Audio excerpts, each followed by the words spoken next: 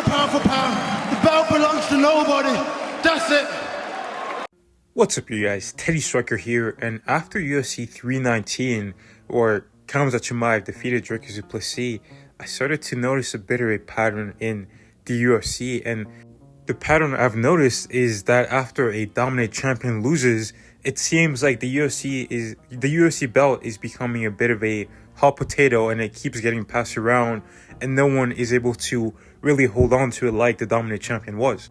And I've got several examples of this. Firstly, let's take a look at the middleweight division. So Anderson Silva, as we know, was a very dominant champion, but then he loses the belt to Chris Weidman, and Chris Weidman is able to defend it against Anderson Silva, and I believe against Vitor Belfort and Lyoto Machida, and then he loses it to Luke Rockhold, who's not able to defend it at all. He loses it right away to Michael Bisping. Then Michael Bisping is able to defend it once against Dan Henderson, but then he loses it to George St. Pierre, and then George St. Pierre vacates his title. Robert Whittaker becomes the undisputed champion. He defends it one time against Yoel Romero. Then he loses it to Israel Adesanya, who was the next dominant champion.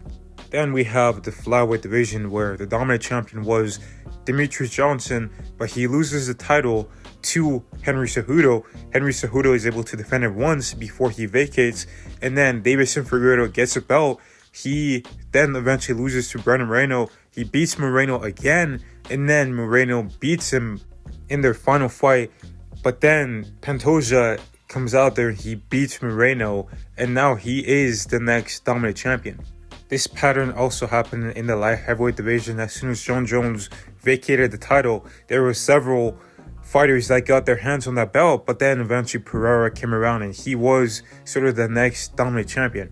So the question I have is, why does the belt constantly change hands after a dominant champion loses or the dominant champion falls? And I believe I have an answer to that question, and I've broken down into 5 pieces, which I'm going to be going over. And the first reason why I think that the belt essentially belongs to nobody after the champion loses is that the new champion only had a perfect style to dethrone the dominant champion. Garbrandt said more than once he has been targeting Dominick Cruz since he was in high school. The perfect example of this is Cody Garbrandt. When he took on Dominick Cruz, he was able to shut down the game of Dominick Cruz, and it seemed like he had an answer for most of the things that Dominick Cruz was able to do to so many other fighters in the past. And it seemed like he just had all the answers. It seemed like he was just the perfect guy to beat Dominick Cruz. He had the power, he had the speed, the reaction time to get away from the strikes, and yeah, he just had a perfect game plan to beat Dominick Cruz. And he had been preparing for him since he was in high school, as Mark Goldberg says in the video. The reason why this contributes to the fact that the belt kind of keeps on jumping around after the dominant champion loses is because the person who dethrones the champion might have a perfect style to beat the champion, but maybe they don't have the style to be like and dominate the rest of the weight class. Maybe they're just they have the perfect answer to counteract this person's style, but that doesn't mean they're gonna beat everyone else and become dominant like the champion before them. The second reason why I think the belt kind of bounces around after the dominant champion loses is because maybe the new champion has not gone through the gauntlet. And what I mean by this is maybe the new champion got an opportunity to fight for the title a little bit too soon. Maybe they had like one top win. Like, for example, I'm going to take Sean O'Malley. He went from fighting Pedro Munoz to fighting Peter Yan, and then he gets a title shot, and fair play, he wins the title, but he hadn't even had a 5-round fight. He hadn't, faced like the different styles of opponents. He hadn't gone through the tough wrestler that's going to keep shooting takedowns on you, the wrestler who's going to keep you against the fence, maybe a tough submission practitioner, maybe another high-level like striker, maybe a boxer, a kickboxer, a Thai fighter. He hadn't gone through all those different styles. He hadn't really experienced a 5-round fight, and that is very important experience that you need on your way to becoming the champion. And You look at a guy like Jamal Hill, another guy who got an opportunity. He fought, I believe, he beat Thiago Santos, and then he got a title shot when he was ranked number 7. He beats Glover Teixeira, and after that, he vacates the title, but he has not won a fight since because he had not gone through all those high-level contenders. He had not gone through number 6, number 4, number 3, number 2, number 1, and then get a title shot. No, he went from fighting number 8 to getting a title shot. However, there is a counter to this argument, and that is a guy like Belal Muhammad, because he had gone through the gauntlet. He fought the striker in Wonderboy. He fought the high-level jiu-jitsu guy in Damian Maia. He fought the well-rounded fighter in Gilbert Burns. He fought the dangerous striker in Vicente Luque. He fought the wrestler/jiu-jitsu practitioner Sean Brady, and he had beaten all of those guys. But once he got the title, he lost it right away. But we're going to get back to why I believe Belal wasn't a dominant champion in a little bit. But before that, let's get into the third reason why I think the belt belongs to nobody after the dominant champion loses. And the third reason, in my opinion, is that the new champion might be overconfident and not fixing their mistakes. There will be no, I do not plan on taking him down. I do not plan on wrestling him. Standing, I will knock him out. Will I be able to be standing? No. Will he be able to be keeping up with my boxing? I have the best striker in the welterweight division. I'm the best grappler. I'm the best wrestler. I'm the best fighter. Obviously, becoming the champion of the world must be the greatest feeling ever, and you must feel like you're on top of the world. And I don't blame these guys for having this confidence, but I feel like sometimes there is a line that is crossed over into overconfidence, and there is a time where a lot of these champions, they don't really fix their mistakes because they're like, well, I just beat this guy and he was supposed to be a man, so what are you gonna do to me? You can't do anything. I just beat him.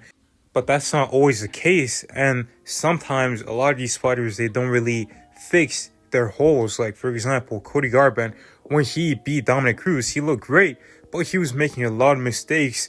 For example, in this clip, he gets into an exchange with Dominic Cruz. He throws his right hand, but his left hand is down, and he actually gets clipped by a right hand of Dominic Cruz. Instead of keeping his left hand up to protect his face, he keeps it down and he gets clipped right on the chin. And this happens several times in this fight, and actually Cody Garbrandt has been knocked out several times in his career because of this simple mistake of keeping his left hand down whenever he is throwing a right hand. And when he beat the champion, of course, you're like, well, I just beat this guy, how good am I? But you still have mistakes, you still have holes in your game, and you need to be able to acknowledge those to become a dominant champion. But moving on to the next reason why I think the belt constantly changes hands after a dominant champion loses, and this point is a little bit similar to the second point I made about not going through the gauntlet, but this point is about the best fighter doesn't always fight for the belt. Now, an example of this is Marlon Chito Vera. He's a solid fighter. He was a top fighter at one point, but was he really the second best bantamweight in the world?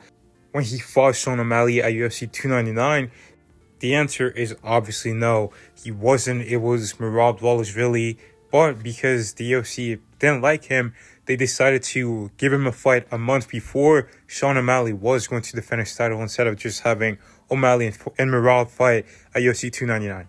But this point is different than the second point I made about not going through the gauntlet, because sometimes a fighter might actually go through the gauntlet, but they're just not good enough, and they're just simply not the best fighter. Like Belal Muhammad, he went through the gauntlet, but he just wasn't the best fighter. There's just so many high-level fighters that at some point it's going to be very hard to overcome all of that.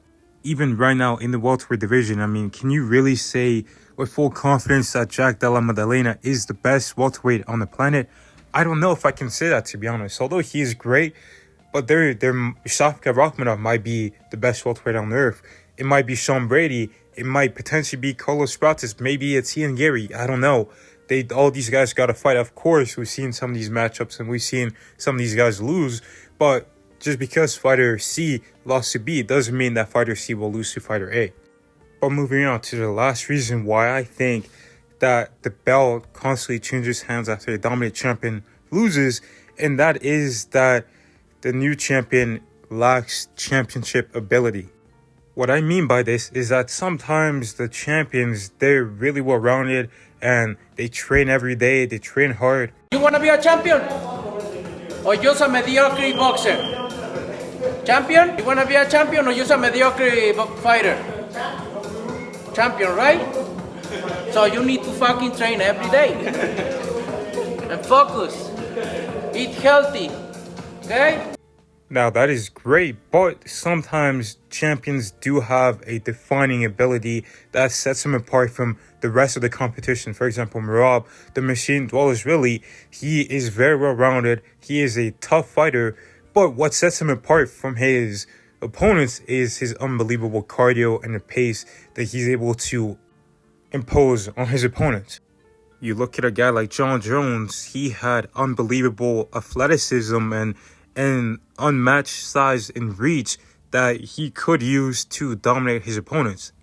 Israel Adesanya had the speed, the reach and the height and the striking skill. You look at a guy like Pantoja, who has this unbelievable grappling as well as being extremely tough and durable and really strong. You look at a guy like Kamaru Usman, who had very strong grappling and one-punch knockout power. And you can see that all these champions have a certain ability or a certain attribute that is able to give them an edge over their competition. And when you look at a guy like Bilal Muhammad, yes, he is well-rounded, but he did not have a distinct ability that was completely superior than all his opponents. He had strong grappling, but he was getting out-grappled in moments by Leon Edwards. He had good striking, but we had seen him get knocked out, and his defense isn't the best. And that's maybe what led to his very short championship reign. But that is all I've got for why I believe that the belt belongs to nobody after the dominant champion falls. Let me know your thoughts down below. What do you think is the cause of this pattern? And did you notice this pattern before? I find this very interesting. And yeah, I'm excited to see what's going to happen with the current dominant champions and who will be the next generation of dominant champions. But that's all I got for today. Thank you guys for watching. God bless, and I will see you in the next one.